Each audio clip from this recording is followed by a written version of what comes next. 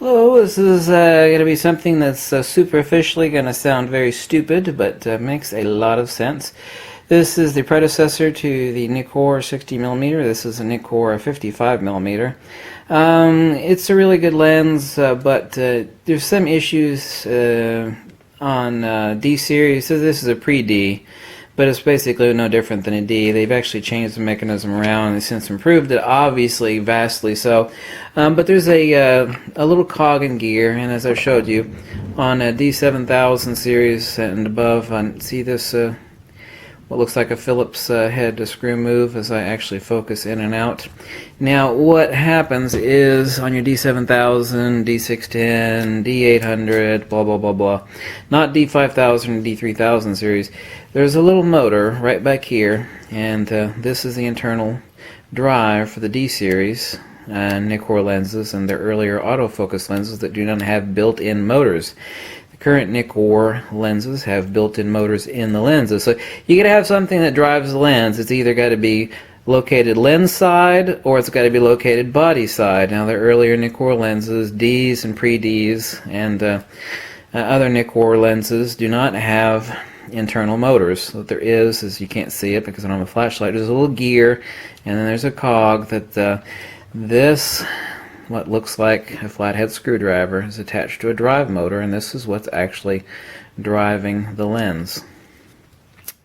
So this would be one instance where you could really screw up and ruin the drive motor on your camera, and I'm going to show you this is one lens. Now this is still a good lens. I can use it in manual focus, or I can use it not in macro, but I can use it at regular focal distances, like 5 feet plus. So in that case it's fine, but it's got a hitch, and this is not really extremely uncommon, but I want you to listen for it right here.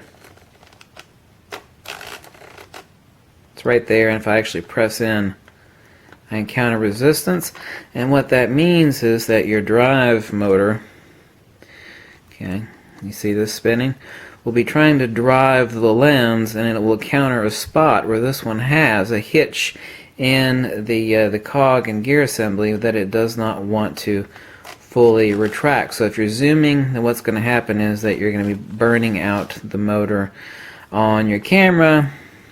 So you need to check any D series, any non-internal drive motor lens like this where the lens is being driven by the camera. Here's the little crankshaft, if you will, or the transmission to drive the lens, and it's attached to a motor back in here.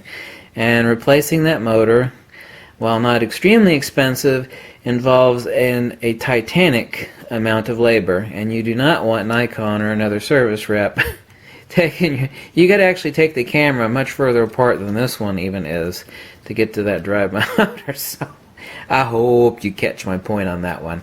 Okay, lesson learned. Make sure that that your old Nikkor lens does not have a hitch in its giddy up, if you will, to use some Western vernacular, like this one does. I can still use it, but I dare not use it between macro and normal. Normal being, 3 foot plus to infinity. So I got a hitch right here. Now it's okay if I manually focus it, no big deal, but you hear that? There you go. So now you know what to look for. This lens also, by the way, is extremely odd. I'll actually talk about it in the next video. Yeah, but this is the grandpa to the Nikkor 60mm D series that so many of you people have, but it had, I wouldn't call it a design flaw, but it was just their earliest autofocus Nikkor.